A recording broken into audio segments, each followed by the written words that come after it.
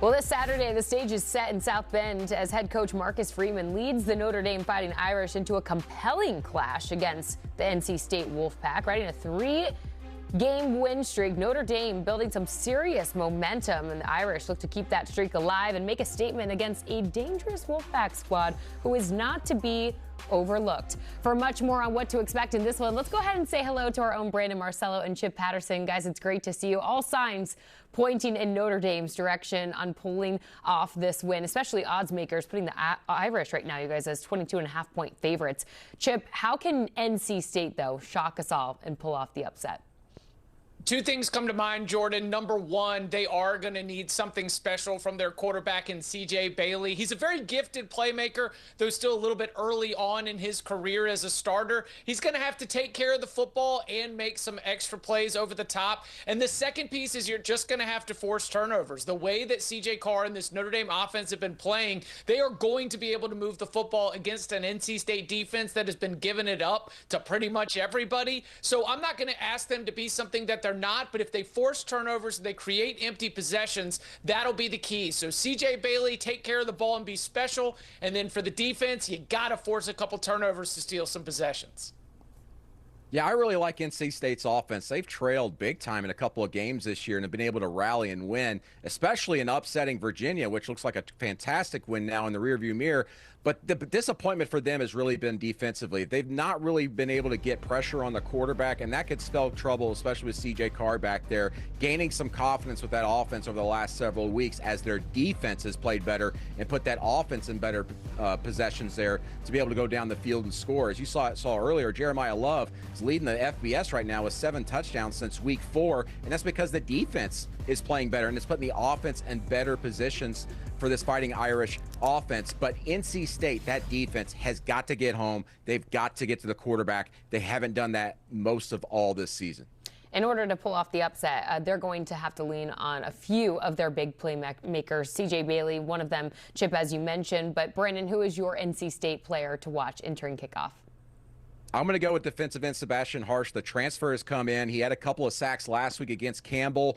I think maybe that's a good starting point, maybe a jumping off point that they can finally get something going in that pass rush. They've got to get some push up front because that Notre Dame offensive line, it's starting to gel quite a bit more over the last couple of weeks. They're pushing the pile. They're getting big run yards and then also protecting CJ Carr very well. I need to see Sebastian out there getting into the backfield, pumping up his other teammates, and also maybe helping clear some alleys for those linebackers. That's the one area that I've been concerned about with NC State since week 1.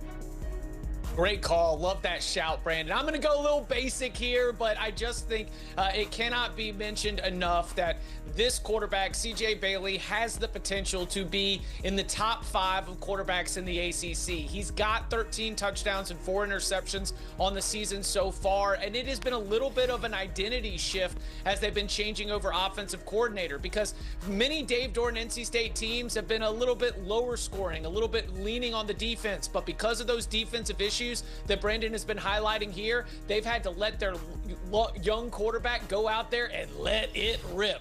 And so I'm thinking that Bailey is going to be obviously an impact, positive or negative. And if you're a Wolfpack fan, you think it's going to be positive. Basic, but probably the most important, we could argue there, Chip. Looking at big picture, though, this Notre Dame team obviously has those 2 early losses this season, faces an uphill climb to make the college football playoff, even if it runs the table. How confident, Chip, are you in the Irish's path to make the CFP when you look at their remaining schedule?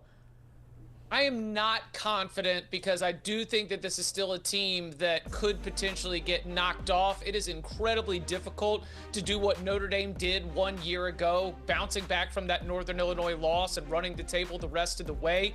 The schedule, as you mentioned, is absolutely favorable, but it is also a little bit of a different Notre Dame team. But I will say this, again, I am not confident, but I will not be surprised if they do it because last season they lost a half dozen starters to season-ending injuries. The next man up mentality is strong in South Bend with Marcus Freeman's program. So that's a good sign in terms of their resiliency. But that was a long, exhausting run last season. Are they going to be able to double it back up with no slip-ups? I'm just not that confident.